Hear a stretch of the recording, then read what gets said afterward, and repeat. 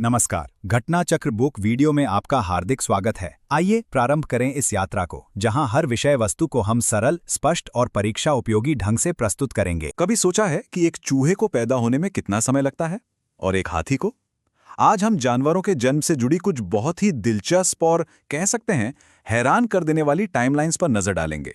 तो सवाल यही है, एक चूहा और एक हाथी, इनके जन्म में लगने वाले समय में कितना ज्यादा फर्क हो सकता है?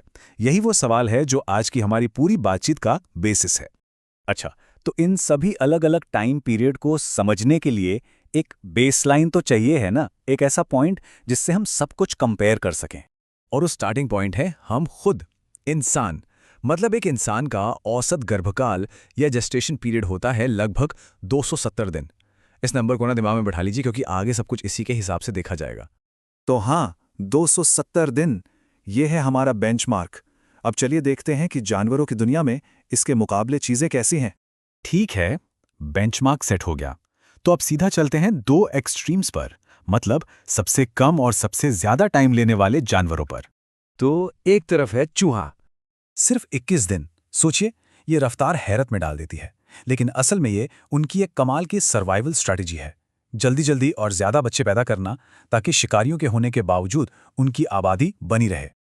और फिर स्पेक्ट्रम के बिल्कुल दूसरे छोर पर एक ऐसा जानवर है जो सब्र का असली मतलब सिखाता है। हमारी इस लिस्ट का सबसे लंबा गर्भकाल, और वो है हाथी का।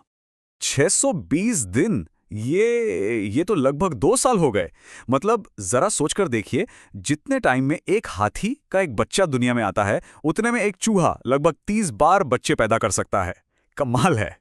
जब इन दोनों को एक साथ रखकर देखते हैं ना, तब जाकर असली अंदाजा होता है कि जानवरों की दुनिया में कितनी जबरदस्त डाइवर्सिटी है।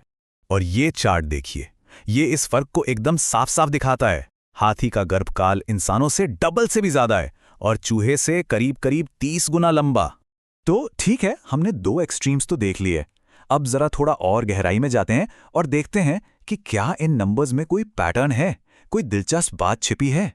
शुरुआत करते हैं फार्म एनिमल्स से, मतलब खेत के जानवरों से। क्या लगता है, क्या इन सब का टाइम पीरियड एक जैसा ही होता होगा? यह कुछ बहुत मजेदार बातें निकल कर आती हैं, जैसे कि बकरी और भेड़ दोनों का गर्भकाल एकदम बराबर होता है, ठीक 150 दिन। और गाय का देखिए, 280 दिन, जो इंसानों से सिर्फ 10 दिन ही तो ज्यादा है। अच्छा, अब शिकारियों की बात करते हैं। एक तरफ जंगल का राजा शेर, और दूसरी तरफ हमारा वफादार दोस्त कुत्ता। क्या लगता है, किसे ज्यादा टाइम लगता होगा? तो नतीजा ये है, शेर को लगते हैं 110 दिन और कुत्ते को 61। मतलब शेर को कुत्ते से लगभग डबल टाइम लगता है। और एक और मजेदार बात, एक कुत्ते का गर्भकाल इंसानों के गर्भकाल के 1/4 से भी कम होता है। ओके, अब आता है असली साइज टेस्ट। एक तरफ है घोड़ा और दूसरी तरफ धरती का सबसे बड़ा जानवर ब्लू व्हेल। किसका गर्भकाल लंबा होगा? ये तो आसान लगना चाहिए ना? पर यहीं पर कहानी में ट्विस्ट है। ये सच में चौंकाने वाली बात है।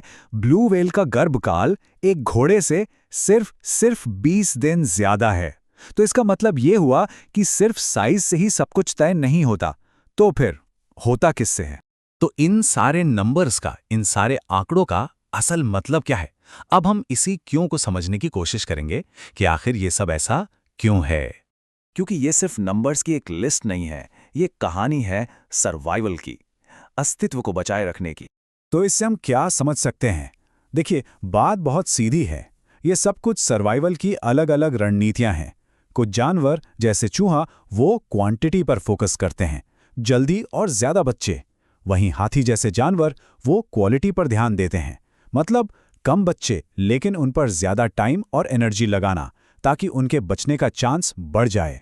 और ये जो लाइन है, ये पूरी बात को एकदम सही तरीके से बयां करती है कि कुदरत में आगे बढ़ने का कोई एक सही रास्ता नहीं होता। सबसे अच्छा तरीका वही है जो काम कर जाए। और बस यही एक बड़ा सवाल है जिस पर सोचा जा सकता है कि जिंदा रहने की इस होड़ में समय को इस्तेमाल करने की सबसे अच्छी रणनीति आखिर है क्या।